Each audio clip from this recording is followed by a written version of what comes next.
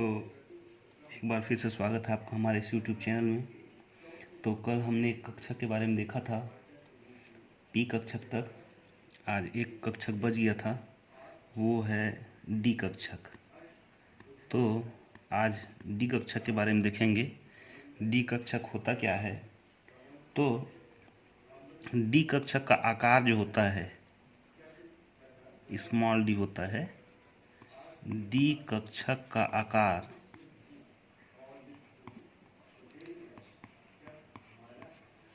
Double dumbbell shape, double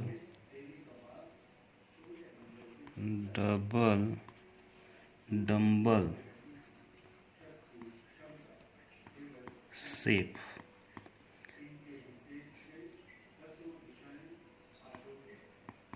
आकार का होता है, आकार का होता है। तो डबल डंबल शेप मतलब एक डंबल ऐसा और ये दूसरा डंबल ऐसा। तो इसका आकार जो है डबल डंबल जैसा होता है और इसमें 5 कक्षक होते हैं। इसमें मतलब डी कक्षक में 5 उप कक्षक होते हैं। लिख लो, उप कक्षक होते हैं। अब 5 उप कक्षक जो है वो है D X Y, D Y Z, D Z X, D X का स्क्वायर वाई का स्क्वायर और ये डी जेड का स्क्वायर। इसमें कितना 5 उपकक्षक होता है? तो 5 उपकक्षक होता है, जिसमें पहला है डी एक्स वाई, दूसरा है डी वाई जेड, तीसरा है डी जेड एक्स, चौथा है डी एक्स का स्क्वायर वाई का स्क्वायर, अब पांचवा है डी जेड का स्क्वायर। और डी कक्षक में, डी कक्षक के प्रत्येक उपकक्षक में 1 2 3 4 और कितना है? 5 है। उपकक्षक में 2 इलेक्ट्रॉन होते हैं तथा कुल 5 उपकक्षक है और प्रत्येक में 2 इलेक्ट्रॉन, तो कुल कितना? 10 इलेक्ट्रॉन होते हैं। तो अब इसके सबसे पहला तो आकार जो है डंबल से शेप का होता है। तो पहला जो कक्षक है, पहला मतलब डी एक्स वाई, तो ये एक्स अक्ष में और दूसरा जो है ये ऐसा होगा। ये जेड अक्ष है, ये एक्स अक्ष है और ये वाई अक्ष है। तो इसमें सबका आकार जो है, एक बार double dumbbell shape D X Y में, दूसरा जो है वाई जेड में। वाई जेड मतलब क्या?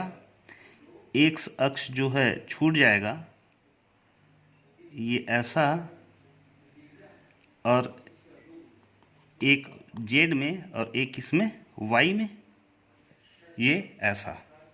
ये डी एक्स वाई है, ये डी वाई जेड है। और उसी प्रकार ये जो जेड अक्ष है वो होगा ये ऐसा, डी जेड एक्स। अब एक्स का स्क्वायर वाई के स्क्वायर भी ऐसा ही होता है, लेकिन आखिरी में जो एक कक्षक बचता है, उप कक्षक बचता है डी जेड का स्क्वायर, उसका साइज जो होता है वो होता है ऐसा, बीच में एक और छोटा सा गोल। तो ये कक्षक होता है डी जेड के स्क्वायर का। अब देखते हैं इसमें 5 उपकक्षक होता है। तो 1 2 3 4 और ये 5, ये है D X Y, D Y Z, D Z X, D X का स्क्वायर वाई का स्क्वायर और ये है डी जेड के स्क्वायर का। प्रत्येक में कितने इलेक्ट्रॉन? दो दो इलेक्ट्रॉन। 1 2 3 4 5 6 7 8 9 और कितना? 10 इलेक्ट्रॉन। प्रत्येक में कितना इलेक्ट्रॉन? दो इलेक्ट्रॉन। कुल मिलाकर के इलेक्ट्रॉन की संख्या कितना होगा? 10 इलेक्ट्रॉन होगा। अब आते हैं एक कक्षक और बचा है, वो है एफ कक्षक। तो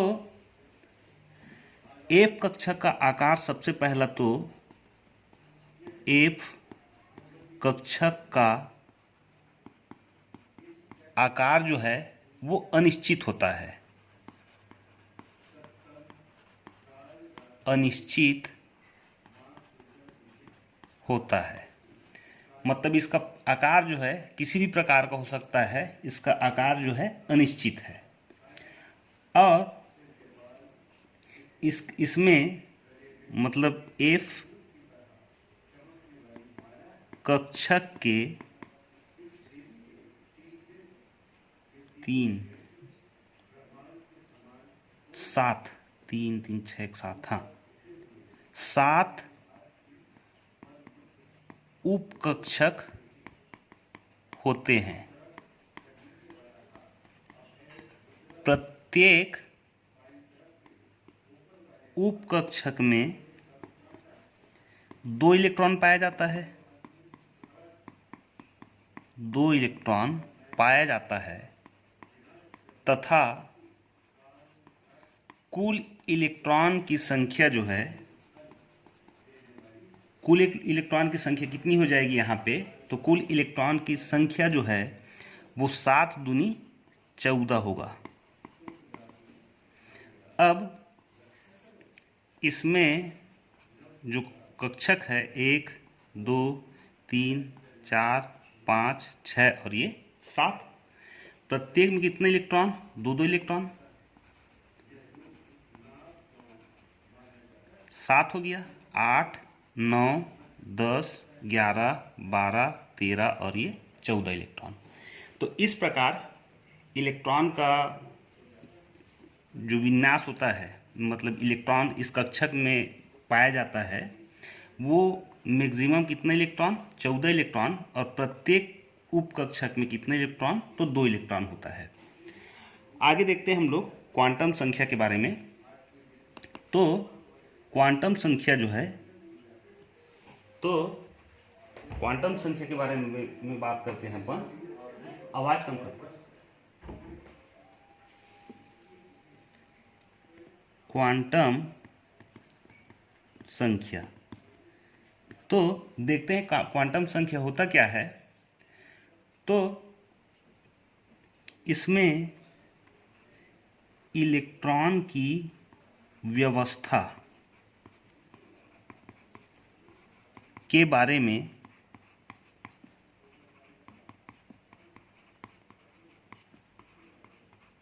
जानकारी प्राप्त होती है। मतलब इलेक्ट्रॉन किस प्रकार से और कौन से कक्षक में है, कहाँ पे है, इसकी जानकारी प्राप्त होती है। और साथ में ही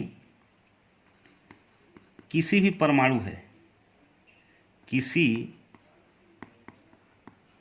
परमाणु की आकार, मतलब उसका साइज कैसा है,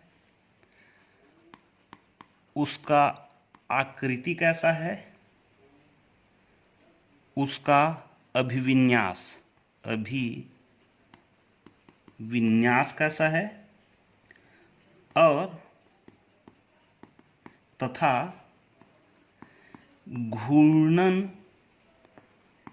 के बारे में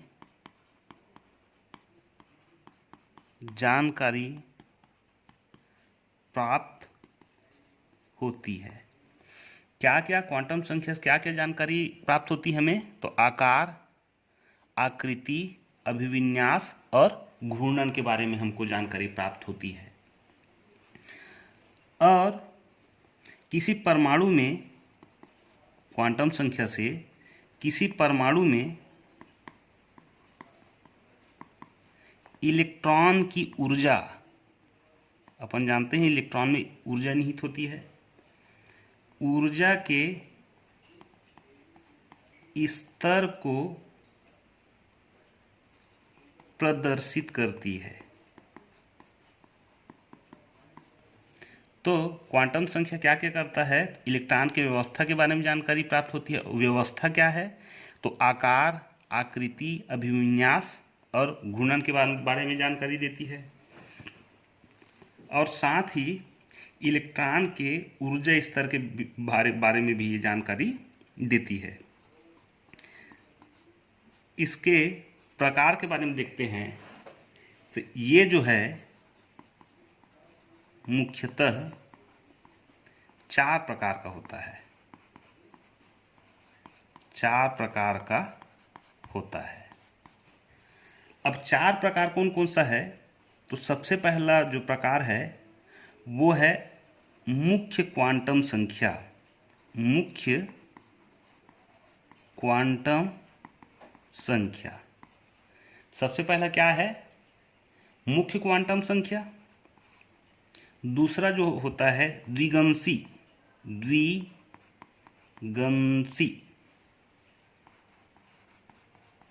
क्वांटम संख्या। तीसरी जो होती है वो है चुंबकीय क्वांटम संख्या।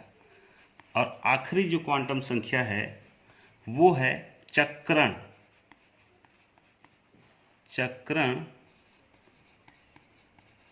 क्वांटम संख्या। 4 प्रकार का होता है।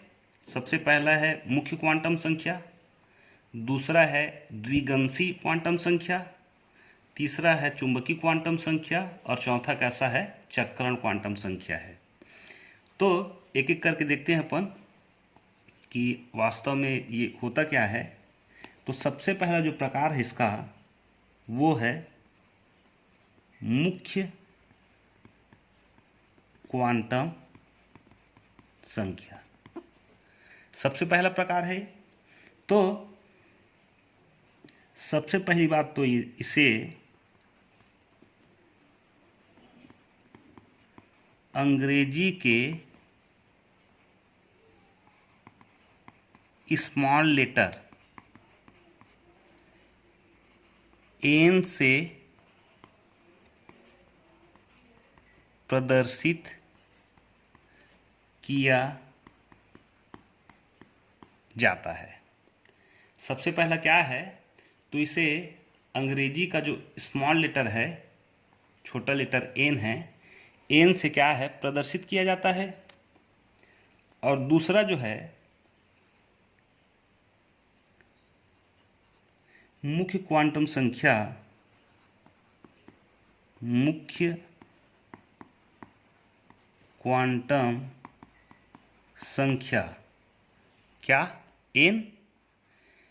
एन का मान बढ़ता है। मान लो एन का मान अगर बढ़ता है तो होता क्या है? इसका आकार भी बदलता है।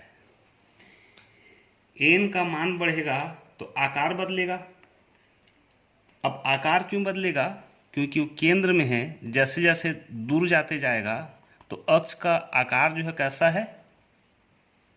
बढ़ते जाएगा। उसी चीज को बोल रहा है। मुख्य क्वांटम संख्या एन का मान बढ़ता है तो उसका आकार भी क्या होता है? बदलने लगता है। तीसरा जो होता है नाभिक के पास वाले इलेक्ट्रॉन, नाभिक के पास वाले इलेक्ट्रॉन में ऊर्जा का स्तर जो है वो कैसा होता है? कम होता है। नाभिक के पास वाला जो इलेक्ट्रॉन है उसमें ऊर्जा कैसी होगी, कम होगी, ऊर्जा का स्तर। और जैसे जैसे हम नाभिक से दूर जाते हैं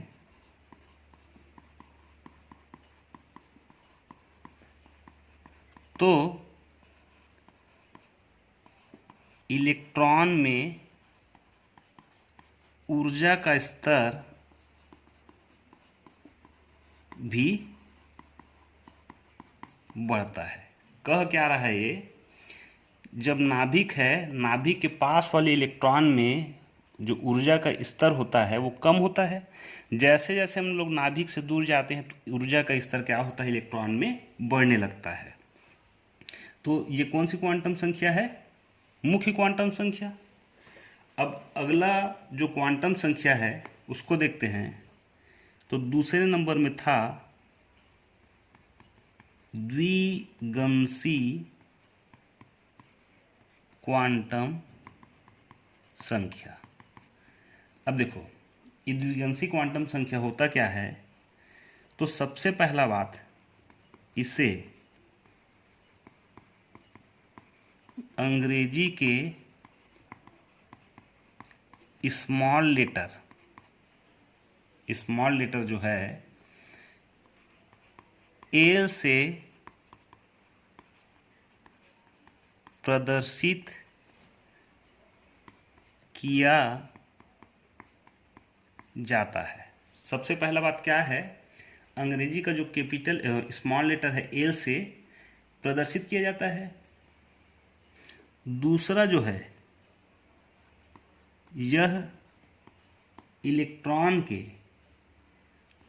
आकृति के बारे में जानकारी देता है, आकृति के बारे में जानकारी देता है। मतलब इलेक्ट्रॉन का आकृति कैसा है उसके बारे में जानकारी देता है। तीसरा नंबर जो है, तीसरा एल का मान जो है वो 0 होता है। 0 हो तो वो एस कक्ष को प्रदर्शित करता है। एस कक्षक, उप कक्षक लिख लो, उप कक्षक को प्रदर्शित करता है। जब एल का मान 0 हो तो क्या करता है, वो एस उप कक्षक को प्रदर्शित करता है। और काट दो, एल का मान जब 1 होता है, एल का मान जब 1 हो तो वो कौन से कक्षक को प्रदर्शित करता है, तो पी उप कक्षक को प्रदर्शित करता है। अब एल का मान 2 हो गया, 2 हो गया तो एल का मान 2 हो तो कौन से उपकक्षक को प्रदर्शित करेगा, तो एस के बाद पी, उसके बाद कौन सा है, डी उपकक्षक को प्रदर्शित करेगा। तो एल का मान 2 हो तो डी उपकक्षक को प्रदर्शित करता है। ठीक। और अगर एल का मान 3 है तो वो एफ उपकक्षक को प्रदर्शित करता है। देखो ये अभी क्या थ्योरी चल रहा है, न्यूमेरिकल क्वेश्चन उठाएंगे ना तो समझ में आएगा वास्तव में क्या है ये क्वांटम संख्या जो है। तो द्विगंशी क्वांटम संख्या जो है, सबसे पहला बात तो ये एल से प्रदर्शित किया जाता है। वो इलेक्ट्रॉन की आकृति के बारे में जानकारी देता है। एल का मान अगर 0 हो तो एस उपकक्षक को प्रदर्शित करता है। एल का मान 1 हो तो पी उपकक्षक को प्रदर्शित करता है। एल का मान अगर 2 हो तो डी उपकक्षक को प्रदर्शित करता है, एल का मान 3 हो तो एफ उपकक्षक को प्रदर्शित करता है। तो द्विगंशी क्वांटम संख्या के द्वारा द्विगंशी क्वांटम संख्या के द्वारा इलेक्ट्रॉन के कोणीय संवेग को ज्ञात किया जा सकता है। तो द्विगंशी क्वांटम संख्या में इलेक्ट्रॉन के कोणीय संवेग का मान भी अपन ज्ञात कर सकते हैं। और सबसे कम ऊर्जा एस उपकक्षक के पास तथा सबसे ज़्यादा ऊर्जा एफ उपकक्षक के पास होता है। सबसे कम ऊर्जा किसके पास होगा? एस के पास होगा। सबसे ज़्यादा ऊर्जा होगा किसके पास होगा? सबसे कम ऊर्जा एस के पास, और सबसे ज़्यादा ऊर्जा है वो एफ के पास होगा। क्यों? क्योंकि इसमें इलेक्ट्रॉन की संख्या जो है वो 2 है, और एफ उपकक्षक में इलेक्ट्रॉन की संख्या कितनी है? 14 है। 1 2 3 4 5 6 7 8 9 10 11 12 13 और ये 14। तो एस कक्षक का जो उपकक्षक का जो ऊर्जा है वो कम होगा, और एफ उपकक्षक का ऊर्जा है वो क्या होगा? ज़्यादा होगा। अब तीसरे नंबर में देखते हैं अपन चुंबकीय क्वांटम संख्या। चुंबकीय क्वांटम संख्या। तो देखो इसे अंग्रेजी के स्मॉल लेटर एम से प्रदर्शित किया जाता है। एम से प्रदर्शित किया जाता है। अंग्रेजी की स्मॉल लेटर एम से प्रदर्शित किया जाता है। दूसरा जो है चुंबकीय क्वांटम संख्या से चुंबकीय क्वांटम संख्या से इलेक्ट्रॉन के अभिविन्यास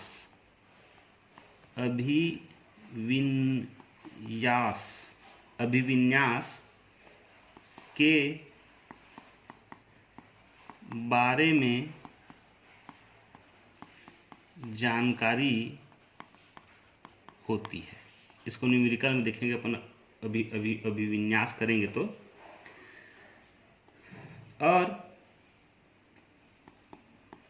इससे 2 प्रभावों की व्याख्या की जा सकती है। और दोनों प्रभाव कौन कौन सा है? एक तो है जीमन प्रभाव, और दूसरा जो है वो है स्टार्क प्रभाव। इसको पहले भी देख चुके थे अपन। तो जीमन प्रभाव होता क्या है? जैसे प्रकाश पुंज है, प्रकाश पुंज को अपन प्रिज्म से गुजारते हैं तो वो 7 भागों में विभक्त हो जाता है। बैगनी, जामुनी, नीला, हरा, लाल, पीला। ब जानी है पी ना ला, और आखिरी में कौन सा है, लाल रंग होता है। ऊपर में बैगनी रंग और नीचे में लाल रंग। तो प्रकाश पुंज का स्पेक्ट्रम प्राप्त होता है हमें कब, जब उसको चुंबकीय अपन प्रिज्म से गुजारते हैं। वैसे ही जो जीवन प्रभाव है उसमें स्पेक्ट्रम प्राप्त होता है। स्पेक्ट्रम कैसा प्राप्त होता है, जब चुंबकीय क्षेत्र से उससे गुजारते हैं तो उसका स्पेक्ट्रम, एक खड़ी लाइन जो है ये प्राप्त होती है हमें, वो है जीवन प्रभाव। अब स्टार्क प्रभाव जो होता है उसको विद्युतीय क्षेत्र में अगर एक रेखा के रूप में स्पेक्ट्रम प्राप्त हो तो उसे क्या बोलते हैं अपन, स्टार्क प्रभाव कहते हैं। तो चुंबकीय क्वांटम संख्या, चुंबकीय क्वांटम संख्या m बराबर 2l+1 से ज्ञात किया जा सकता है। मतलब इसका m बराबर 2l+1 से अपन चुंबकीय क्वांटम संख्या के मान को अपन ज्ञात कर सकते हैं। अब आखिरी में देखते हैं अपन चक्रण क्वांटम संख्या।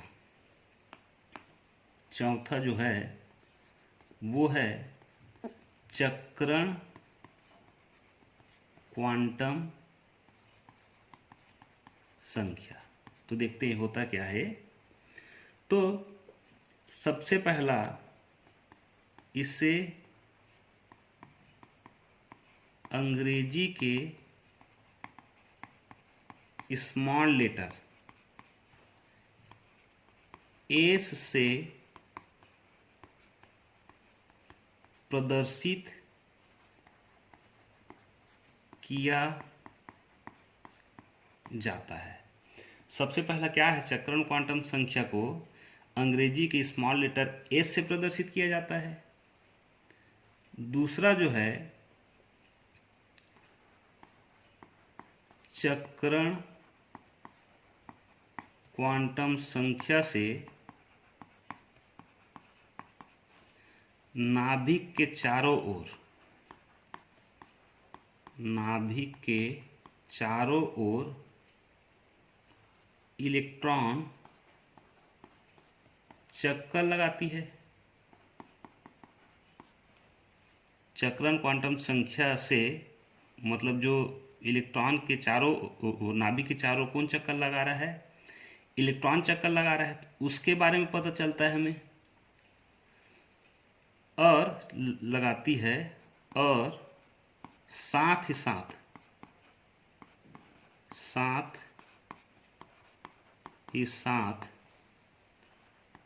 वह अपने अक्ष पर भी चक्कर लगाती है।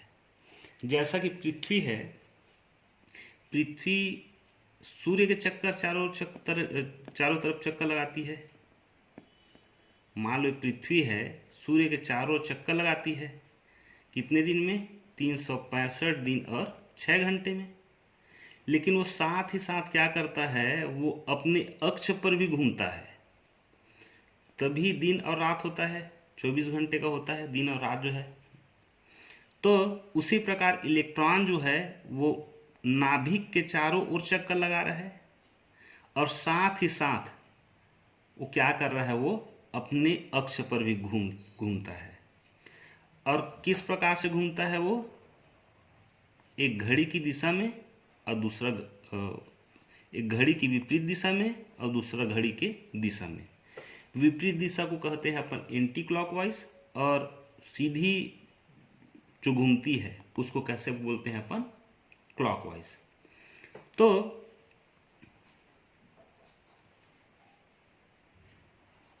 आगे जो है इससे, मतलब किससे, चक्रण क्वांटम संख्या से इलेक्ट्रॉन के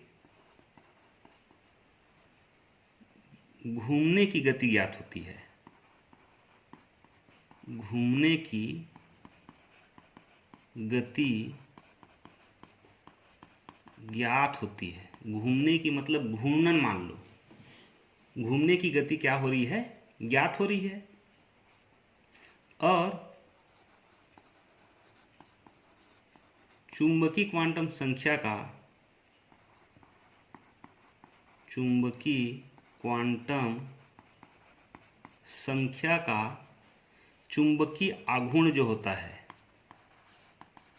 चुंबकीय आघूर्ण वो जीरो हो तो, चुंबकीय आघूर्ण जीरो हो तो वह प्रतिचुंबकीय व्यवहार प्रदर्शित करता है, प्रति चुंबकीय व्यवहार प्रदर्शित करता है। कब? जब घूर्णन का जो मान है वो जीरो हो तो प्रतिचुंबकीय व्यवहार प्रदर्शित करता है। और आगे देखते हैं अपन, इससे संबंधित कुछ प्रश्न उठाते हैं अपन। तो एक प्रश्न लेते हैं, मान लो है एग्जाम्पल जो है, मुख्य क्वांटम संख्या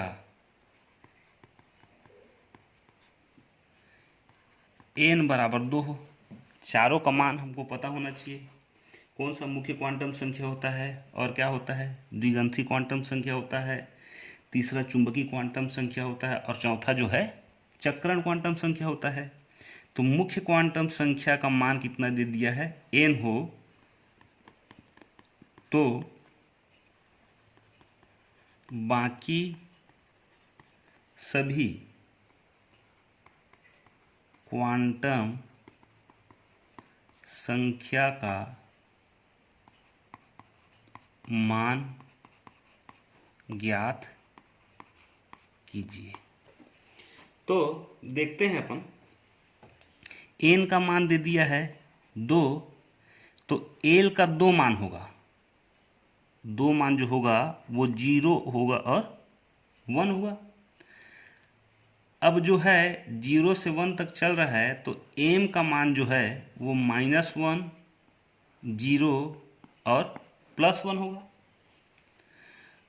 अब चक्रण क्वांटम संख्या s जो है वो ये 3 है, तो हमें 6 प्राप्त होगा। मतलब एक बार +½ एक बार -½ किसके लिए, इसके लिए, इसके लिए भी एक बार +½ एक बार -½ इसके लिए भी कैसा, एक बार +½ और एक बार -½ या तो एक क्लॉकवाइज में घूमेगी या तो वो एंटी क्लॉकवाइज में घूमेगी, वही है। तो इसमें इलेक्ट्रॉन की संख्या अपन निकालें तो कुल इलेक्ट्रॉन की संख्या जो है कितनी होगी, 6 होगी। 1 2 3 4 5 और ये 6। तो कुल इलेक्ट्रॉन की संख्या जो है वो कितनी होगी, 6 होगी। एक और प्रश्न ले लो जिसमें n का मान जो है, n बराबर ले लो 3, n बराबर 3 लेते हैं तो l का भी 3 मान प्राप्त होगा, 0 1 और 2।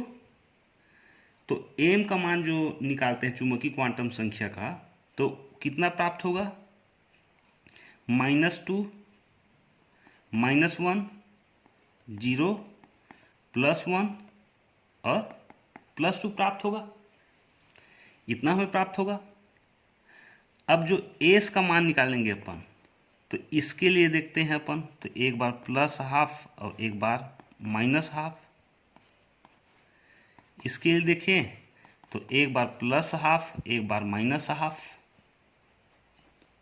इसके लिए देखें तो एक बार +½ एक बार -½ इसके लिए देखें तो एक बार +½ और एक बार -½ इसके लिए देखें तो एक बार +½ और एक बार -½ इसमें इलेक्ट्रॉन की संख्या कितनी है, 1 2 3 4 5 6 7 8 9 और ये 10।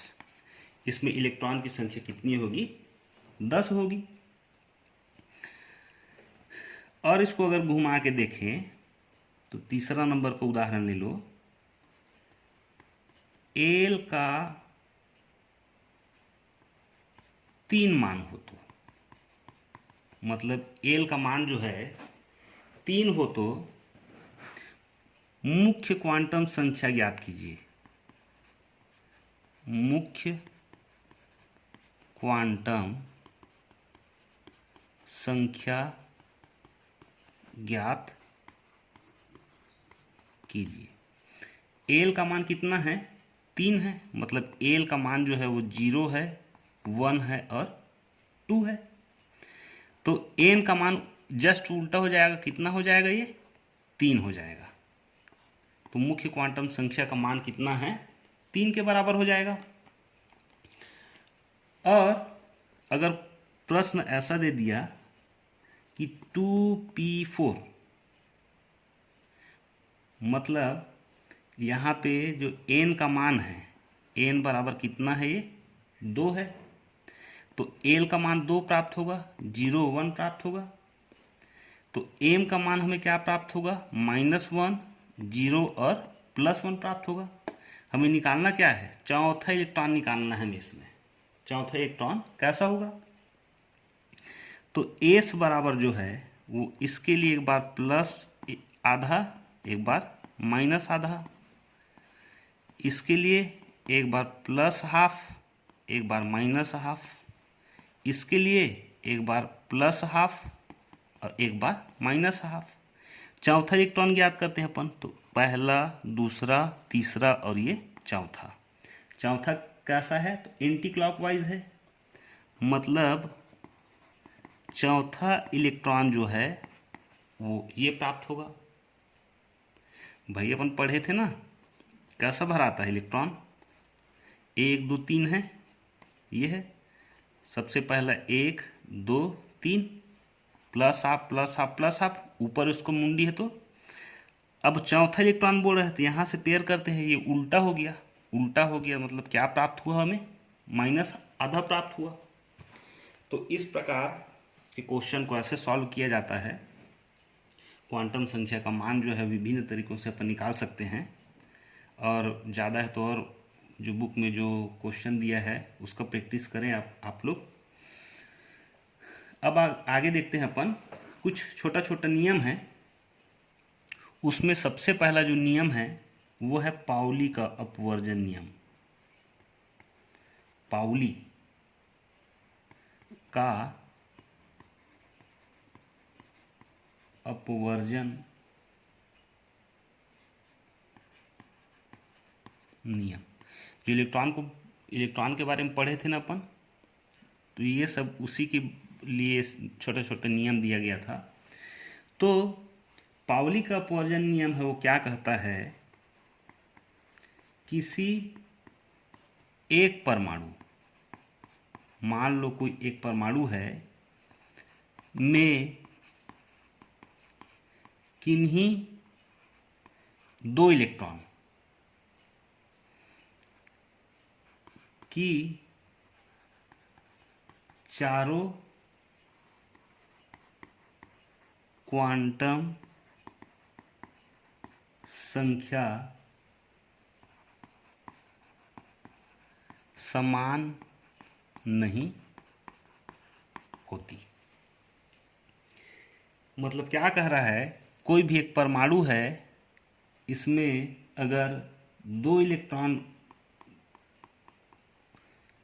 इलेक्ट्रॉन किसी एक परमाणु में किन्हीं 2 इलेक्ट्रॉन की चारों क्वांटम संख्या कैसी होगी?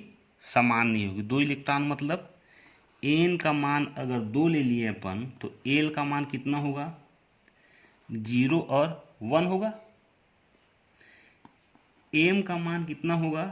तो -1 0 और +1 होगा। s का मान 3 प्राप्त होगा, एक बार +1/2, एक बार -1/2, एक बार +1/2, एक बार -1/2, एक बार प्लस 1/2, एक बार माइनस 1/2।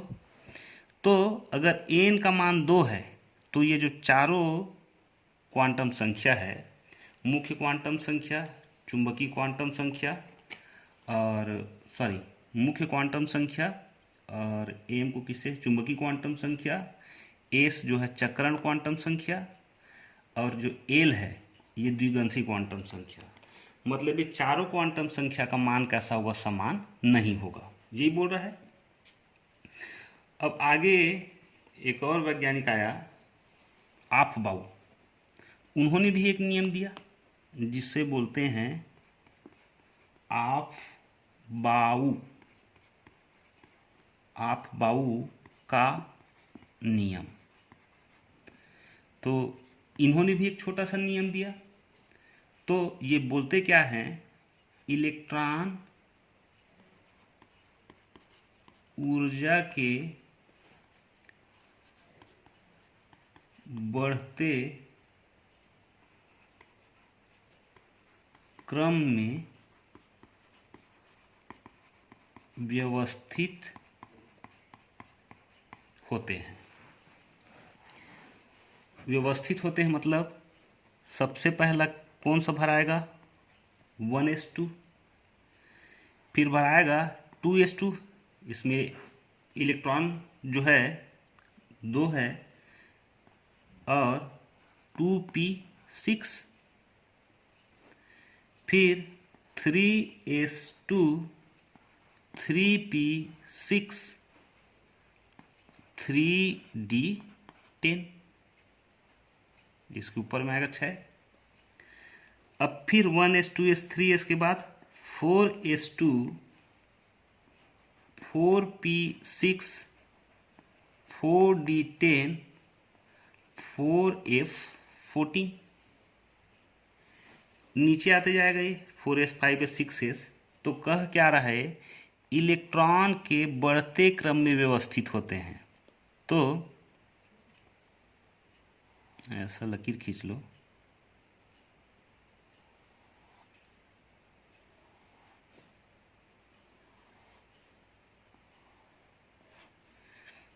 तो सबसे पहला जो इलेक्ट्रॉन है किस में भरेगा, 1s2 में भरेगा, 1s2 में भरेगा, फिर 2s2 में जाएगा ये, 2s2 के बाद 2p6, 3s2, 4s2, 3p6, 3d10, 4p6।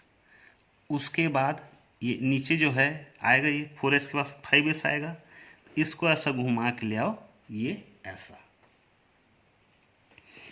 तो इस प्रकार जो क्रम है, सबसे पहला क्या भर रहा है, 1s2, फिर भर रहा है क्या,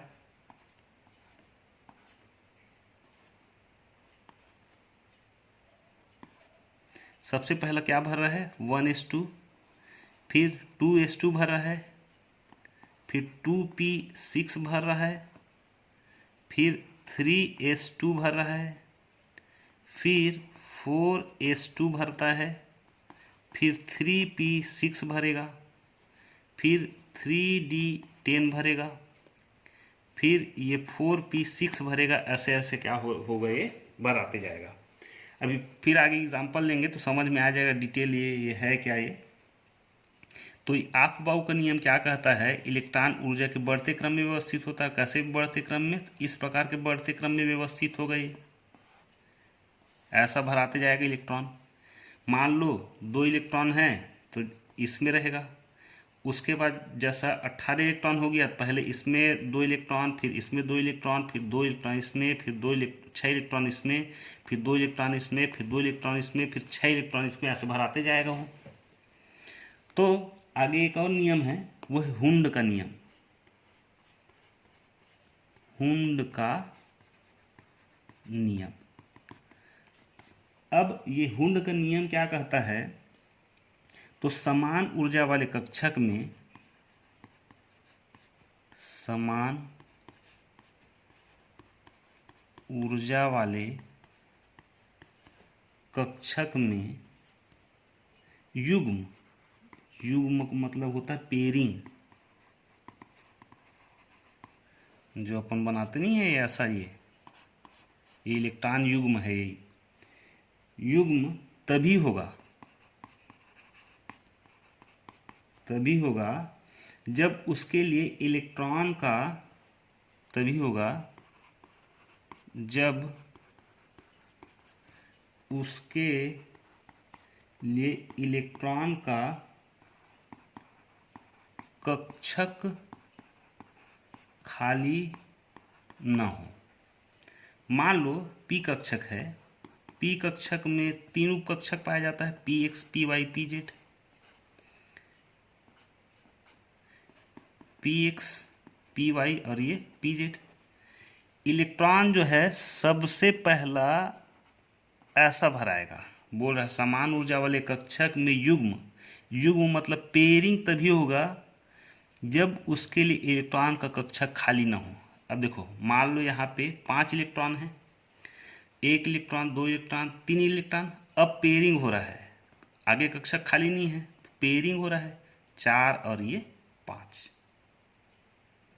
तो पेयरिंग कब होगा बोल रहा है वो, जब आगे कक्षक खाली ना हो तब पेयरिंग होगा बोल रहा है। कौन? हुंड।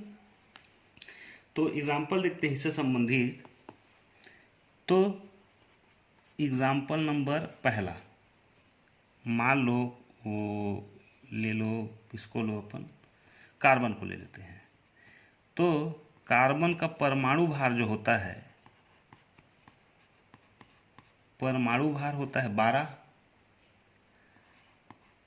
और उसका परमाणु क्रमांक जो होता है वो 6 होता है। मतलब प्रोटॉन की संख्या कितनी? 6। न्यूट्रॉन की संख्या कितनी? 6। और इलेक्ट्रॉन की संख्या कितनी? 6। इतनी होती है। तो ऑफ-बाउ का नियम क्या बोल रहा था? सबसे पहला किस में भराएगा? तो 1s2 में पहले इलेक्ट्रॉन जाएगा, फिर 2s2 में जाएगा, फिर 2p2। 2 2 4 2 6। आगे का आवश्यकता नहीं हमें, इलेक्ट्रॉन की संख्या ज़्यादा रहती तो आगे की जरूरत पड़ता अपन, जो ऑफ-बाउ का नियम दिया था। ये कौन सा नियम है? ऑफ-बाउ के नियम के अनुसार। अब ये जो है इसमें कितने इलेक्ट्रॉन? 2 इलेक्ट्रॉन, 1 इलेक्ट्रॉन और 2 इलेक्ट्रॉन। दूसरा कक्षक में कितने इलेक्ट्रॉन? इतने इलेक्ट्रॉन। एस कक्षक में, एस कक्षक का 2 उपकक्षक होता है और पी कक्षक का कितना होता है उपकक्षक? 3 उपकक्षक होता है। इसको पढ़ चुके हैं अपन।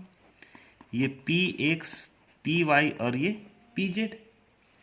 तो 2 2 4 इलेक्ट्रॉन तो बच गया है, 5 और ये 6। आगे इलेक्ट्रॉन नहीं है तो आगे भराएगा नहीं, खाली रहेगा ये। तो किसके नियम के अनुसार है ये? हुंड के नियम के अनुसार, हुंड के नियमानुसार। ठीक। एक और एग्जांपल ले लो और ज़्यादा क्लियर हो जाएगा। जैसे अपन लेते हैं एग्जांपल नंबर 2, किसको लें? ले लेते हैं सोडियम को। तो सोडियम का परमाणु भार जो होता है वो कितना होता है? 23 होता है। और परमाणु क्रमांक जो होता है, परमाणु क्रमांक कितना होता है? 11 होता है। मतलब इसमें प्रोटॉन की संख्या कितनी है? 11 है। न्यूट्रॉन की संख्या कितनी है? तो 12 है। और इलेक्ट्रॉन की संख्या कितनी है? 11 है। ये पहले देख चुके हैं। ये संख्या को बताता है, मतलब 11 इलेक्ट्रॉन और 11 प्रोटॉन होगा। अब इलेक्ट्रॉन की संख्या में अपन फेरबदल कर सकते हैं न्यूट्रॉन की संख्या में। कुल मिला कितना होना चाहिए? 23। 11 दूनी 22, 1 बच गया। जितना प्रोटॉन उतना न्यूट्रॉन, तो इसमें 1 बढ़ा दो, 12 हो गया। तो ऑफ-बाउ के नियम अनुसार क्या था? सबसे पहला 1s2 में जाएगा, फिर 2s2 में जाएगा, फिर 2p6, 6 2 8 2 10, फिर 3s1। एक ही इलेक्ट्रॉन रहेगा। 3s2 होता है एक्चुअल में, लेकिन एक ही इलेक्ट्रॉन है। तो ये है ऑफ-बाउ के नियम अनुसार। इसमें 2 इलेक्ट्रॉन, 1 इलेक्ट्रॉन, 2 इलेक्ट्रॉन। इसमें कितना इलेक्ट्रॉन? 2 इलेक्ट्रॉन, 1 और 2, 2 2 4 इलेक्ट्रॉन का काम खत्म हो गया यहाँ पे। पी का कितना उपकक्षक? 3 उपकक्षक, 1 2 3 4 5 और 6, 6 2 8 और 2 10। इलेक्ट्रॉन कितना है हमारे पास? 11। एस का कितना? एक ही कक्षक। तो ये ऐसा है। तो अच्छा, इसके पहले भी पदार्थ में क्या युग्म पूर्ण नहीं हुआ था? जब युग्म पूर्ण नहीं होता तो जो पदार्थ है या तत्व जो है वो किस प्रकार का तत्व होता है? तो अणु चुंबकीय तत्व होता है।